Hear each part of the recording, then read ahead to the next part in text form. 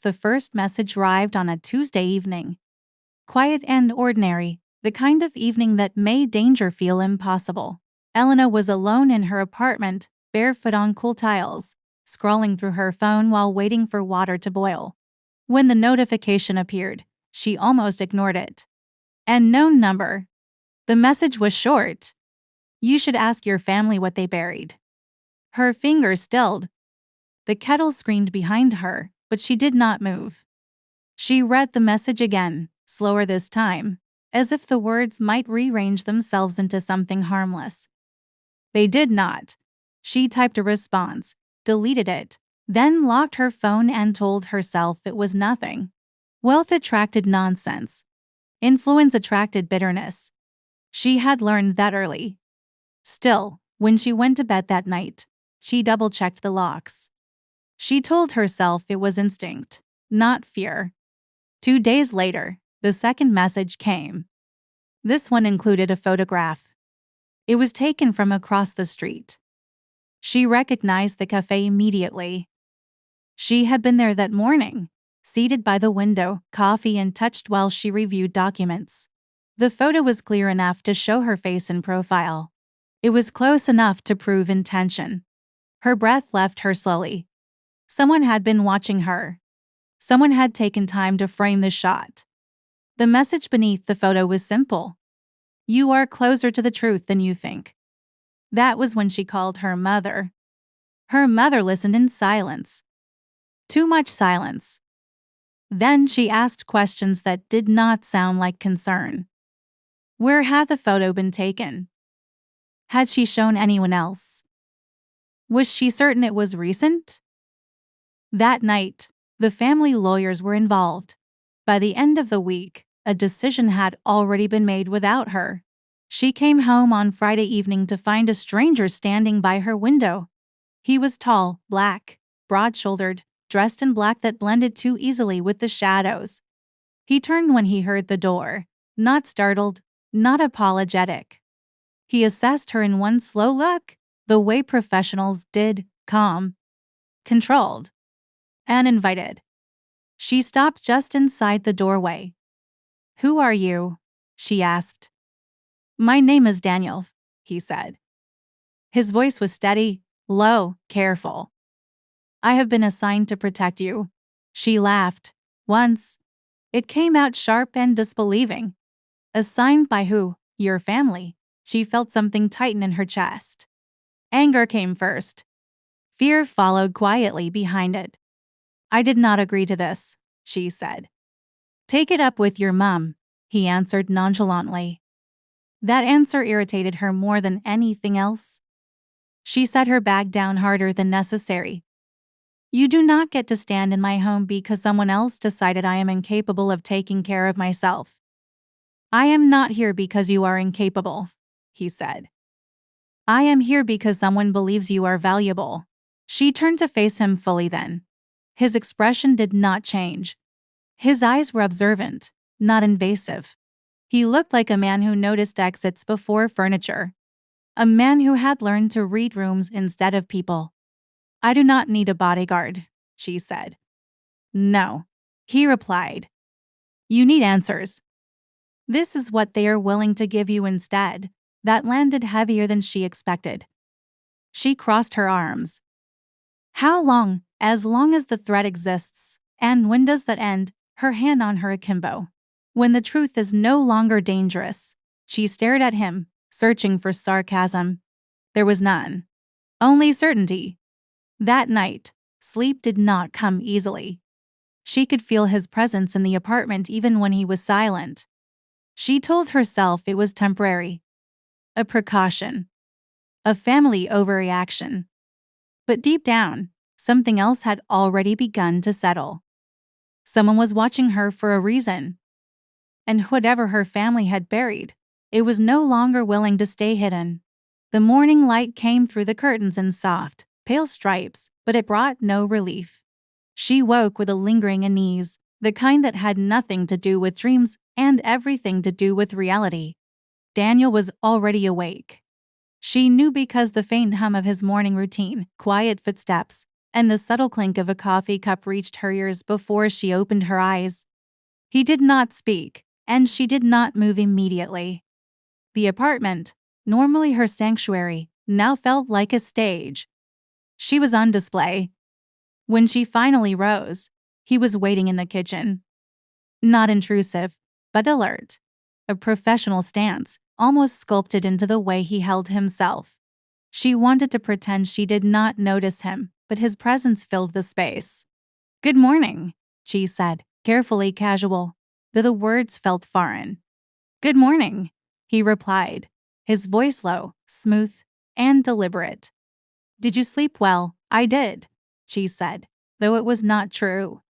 Sleep had been fractured, haunted by the image of the photograph and the unknown hand behind it. He nodded once, acknowledging her answer without pressing. That was both comforting and irritating. She did not want to be comforted. She wanted to be invisible.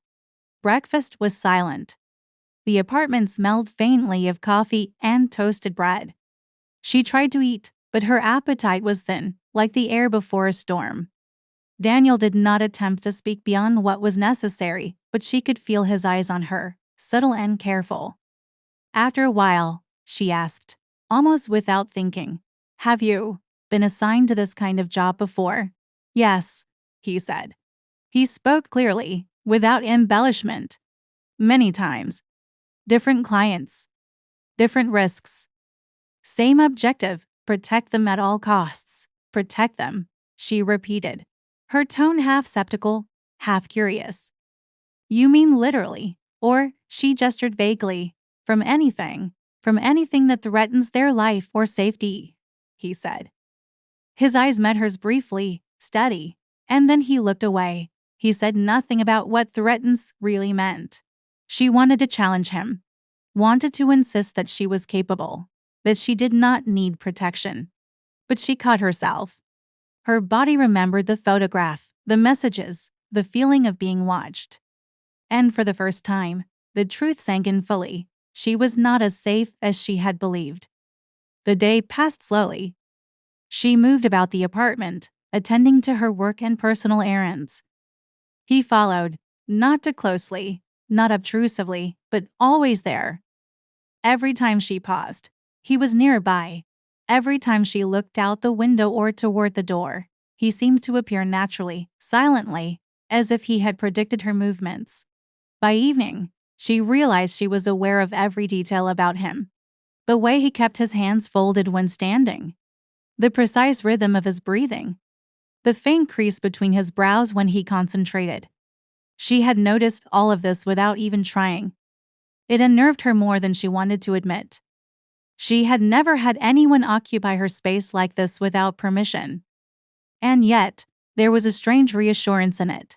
She could feel it in the way the apartment felt a little less lonely. Later, she sat by the window, staring at the city lights. He approached quietly, not interrupting, and stood a few steps behind her. "Do you think they will come tonight?" she asked, almost whispering. He did not answer immediately. He stood there, silent and unreadable, then finally said, "I don't know. But if they do, we will deal with it." She nodded slowly, unsure whether to feel reassured or alarmed. "You should get rest," he added. "You will need it." "I can't rest," she said softly, her voice almost breaking. "Not with all of this." He did not move closer, but she felt the weight of his presence as strongly as if he had. "Then stay alert. But do not let fear control you," he said, his voice carrying a quiet authority that made her heart tighten unexpectedly. For the first time, she realized that she was not only being protected but also being observed in a way that made her self-conscious. It was not intrusive. It was professional. And yet, it was deeply personal. She turned to him, almost impulsively. "Why do you do this? Risk yourself for people you don't even know." He paused, thoughtful, as if weighing his answer. "Because someone has to," he said finally. "And sometimes someone has to care enough to do what is necessary, even when it is hard." She looked at him, unsure whether his words were a statement of duty or a confession. By the time night fell fully, She had begun to understand one truth she could not escape. The presence of Daniel was no longer just a matter of safety. It had become something else. Something unsettling. Something she could not yet name. And somewhere deep inside, she wondered if the danger lurking outside had already started to feel like a distant threat compared to the quiet intensity of the man inside her apartment.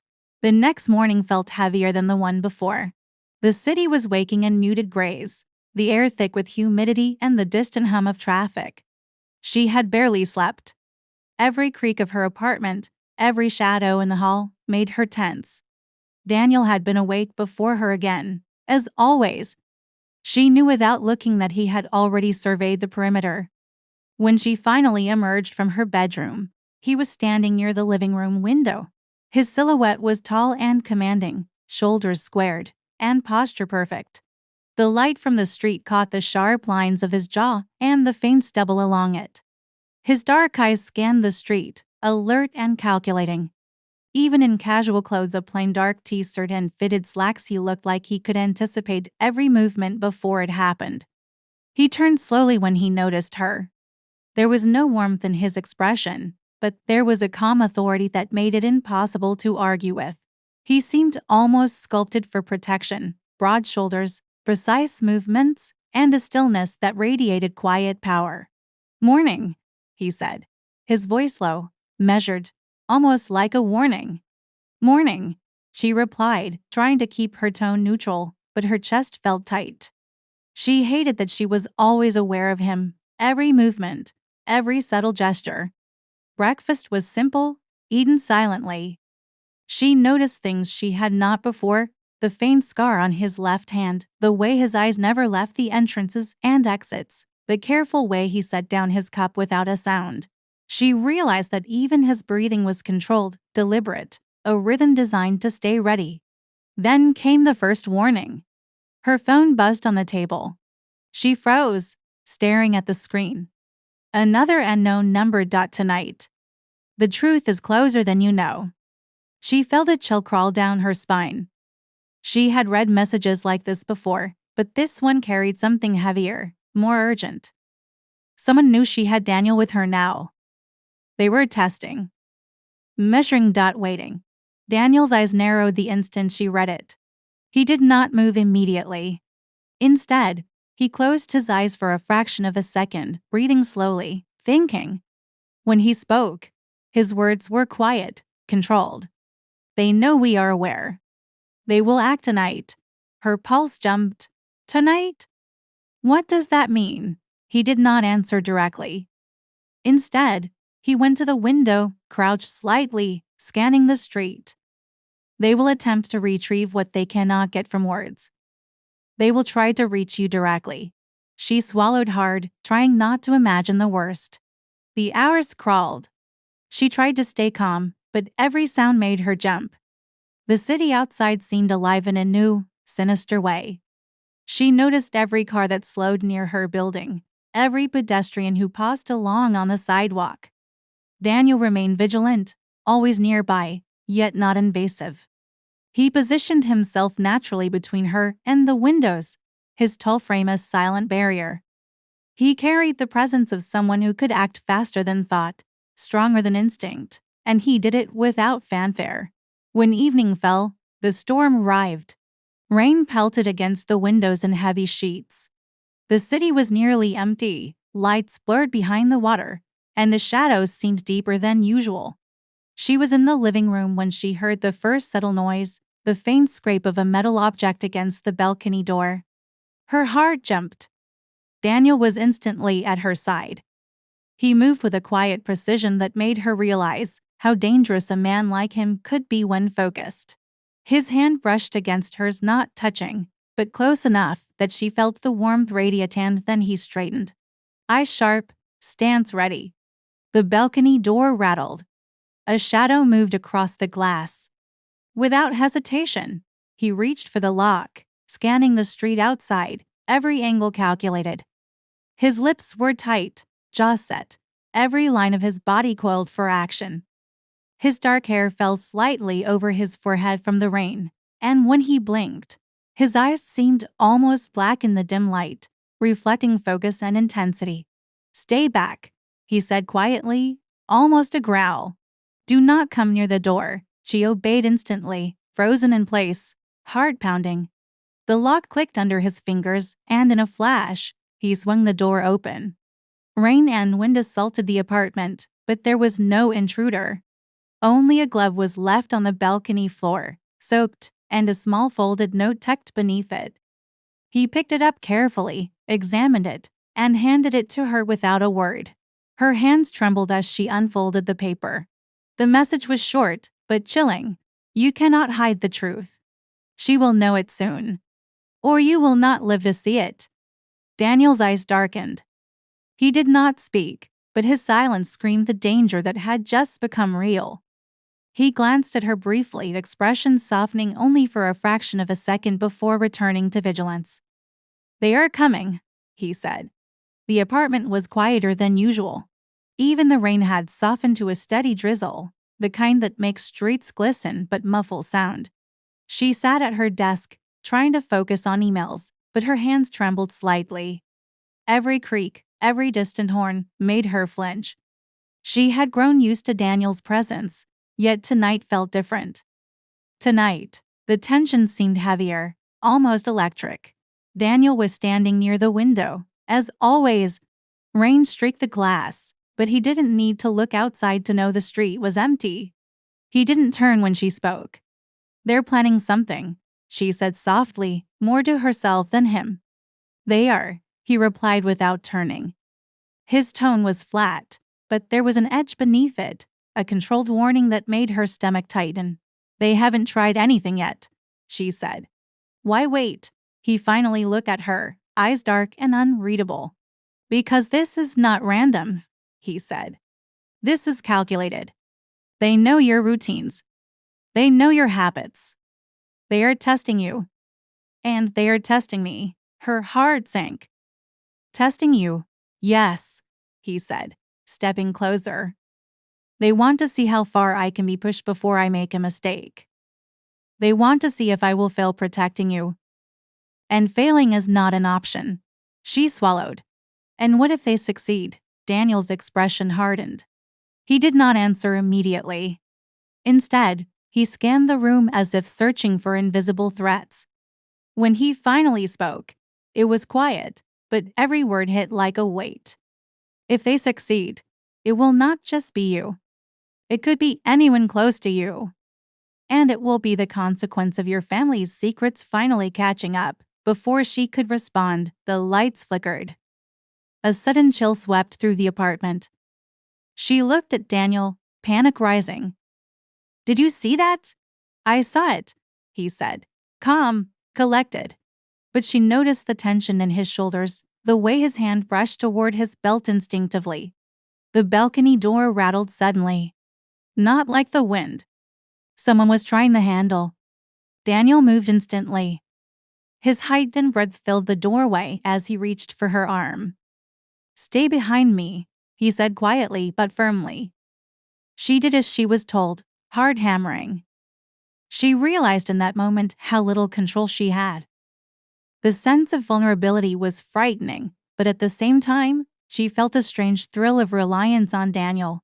A shadow appeared behind the glass. A hand reached for the lock. Daniel's hand shot out, twisting the attacker's wrist through the door. As the lock finally gave way, the figure stumbled backwards. And she could see it clearly now, a man, masked, armed with a small metal tool. His eyes cold and calculating. "You are coming with me," the man hissed, reaching again. Daniel moved like a shadow, faster than she could follow. Within seconds, the intruder was pinned against the balcony railing, the rain slicking the floor beneath him. Daniel's grip was firm, controlled, and unyielding. He spoke quietly, almost conversationally. Yet every word carried a threat. "You will not touch her," he said. "Not now, not ever. Move, or you will regret it." The intruder hesitated, and for a moment, she thought he would run. Then he smirked, almost arrogantly. "You can't protect her forever. You don't even know why she's important. You don't know what she has. You don't know what your employer buried." Daniel's grip tightened. "Explain," he demanded, voice low, sharp, dangerous. The man laughed softly. Explain? Oh, you will see soon enough. She's the key. She doesn't even know it yet, but she holds the proof of everything your family destroyed. The lives they ruined.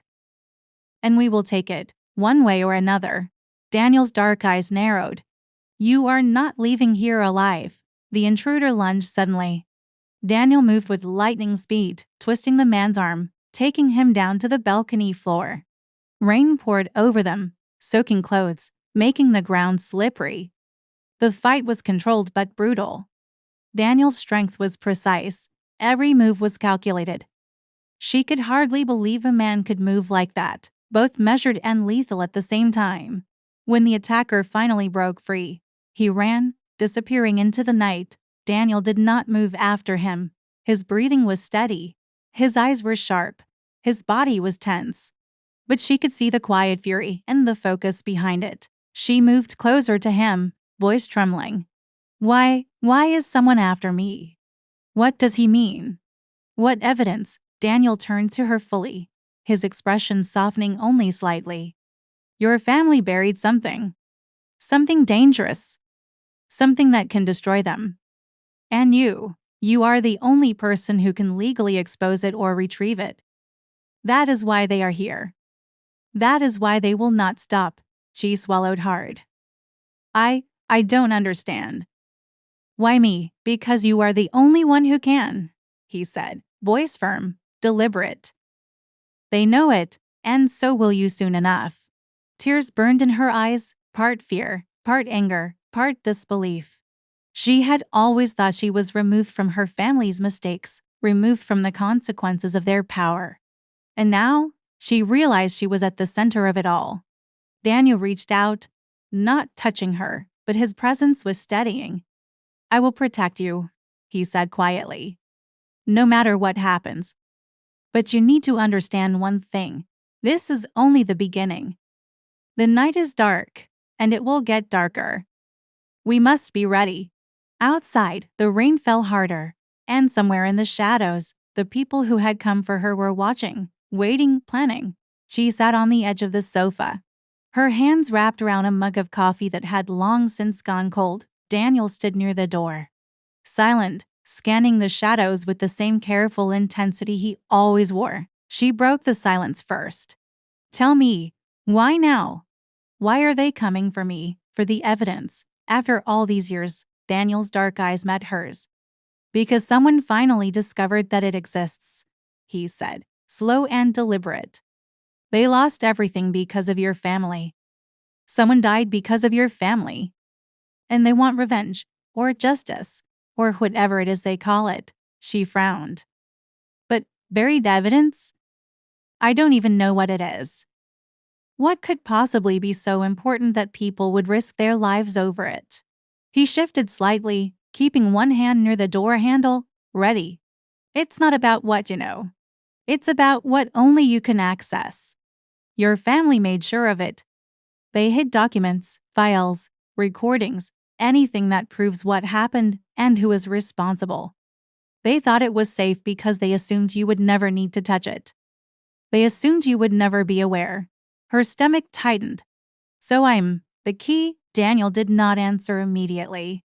Instead, he studied her face as if trying to measure her reaction. Yes, he said finally.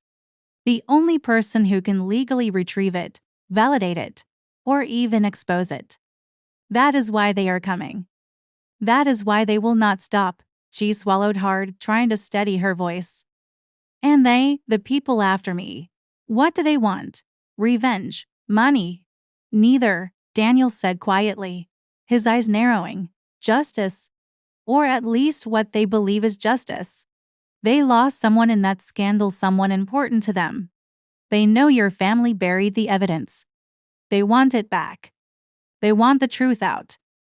And they will do anything to get it. She let the words sink in, her mind racing.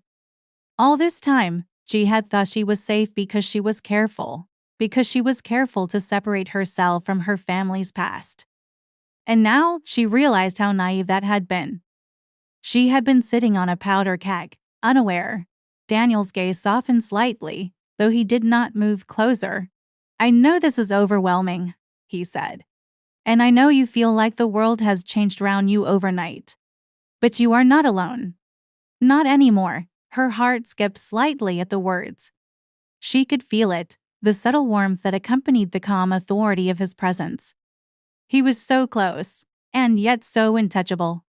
She wanted to step forward, to lean into him, but something held her back.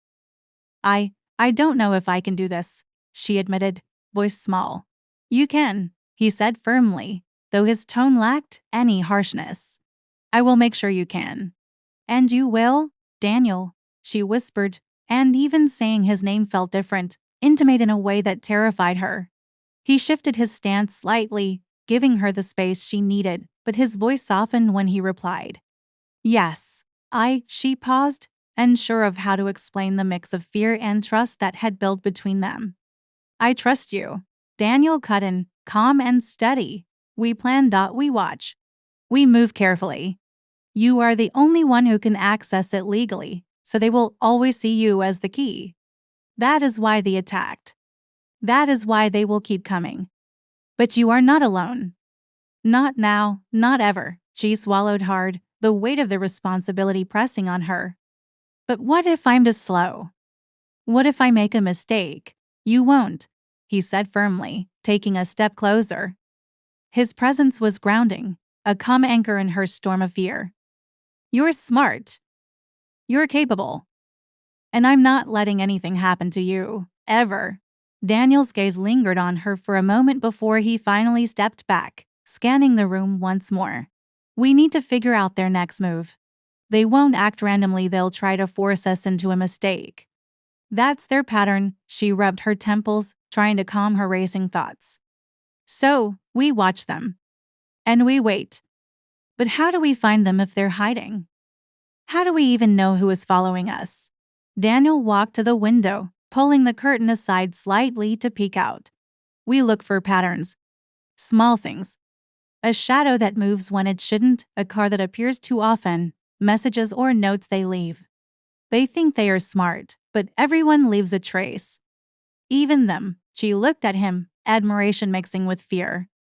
"And we'll find it." He glanced at her, a fleeting softness in his gaze. "Yes, we'll find it. And when we do, you'll be the one to control it. You'll decide how it's used.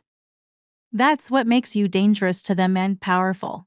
Her fingers brushed the folders she still carried, and she realized how much depended on her. She had to act carefully. She had to think ahead. The next few days were a careful dance. They moved through the city in the shadows, following leads, checking back alleys, and monitoring every vehicle that seemed out of place. Every time FL felt fear creeping in, Daniel was there, silent, watchful, protective. His hand occasionally brushed hers when guiding her through narrow alleys, or his voice was low and calm when she faltered. Each moment sent her heart racing, not just from fear but from the quiet, undeniable pull she felt toward him. One night, as they hid behind a row of parked cars, FL noticed a sedan that had appeared at least 3 times that day, always in the same pattern. She leaned closer to Daniel. "Look, there," she whispered. He followed her gaze, lips tight, eyes narrowing. "They're tracking us," he muttered. "Smart, careful, but predictable." Elena felt a flicker of pride mixed with fear. "So, we can trap them." Daniel gave her a small, approving nod. "We set the rules now. We force them into mistakes. And we stay one step ahead. That's how you survive and win."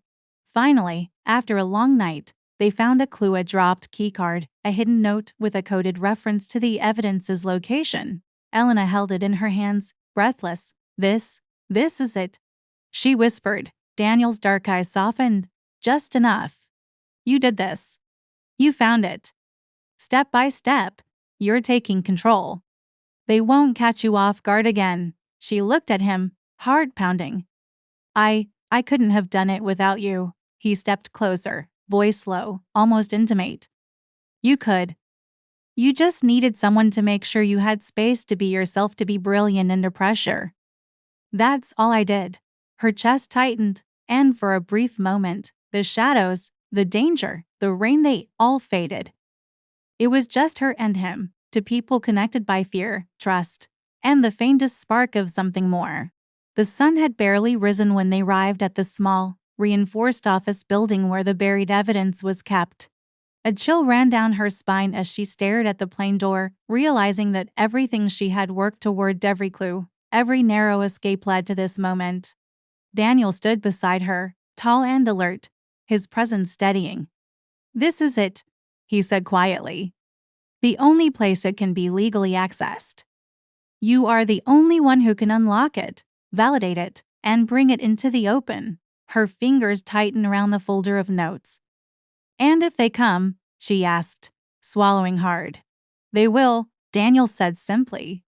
"But we are ready. You just need to focus on getting the evidence. I'll handle anything that tries to stop us." She nodded, though fear prickled every nerve. She had faced intruders before, but this felt like the climax of everything. And she wasn't alone this time. The security door required multiple codes and biometric scans. Elena took a deep breath and entered the first code.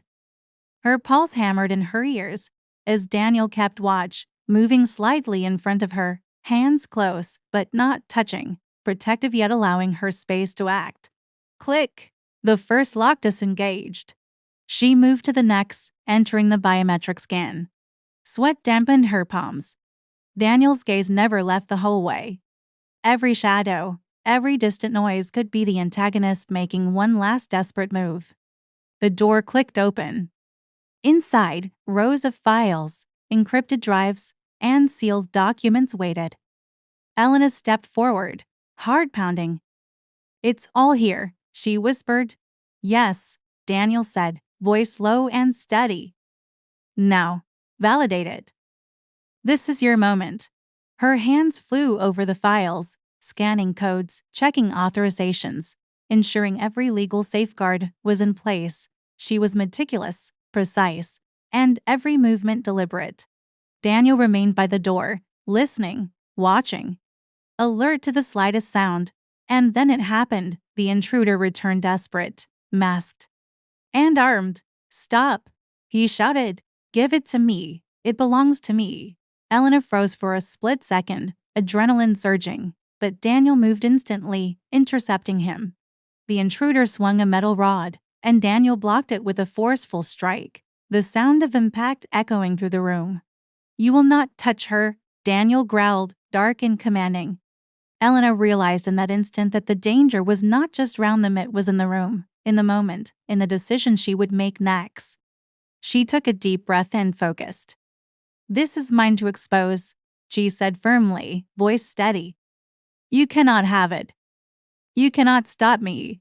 The intruder lunged again, and Daniel reacted with precision, disarming him, pinning him against the wall. FL's hands moved quickly over the files, validating and encrypting them with legal codes she had prepared in advance. The evidence was now fully under her control.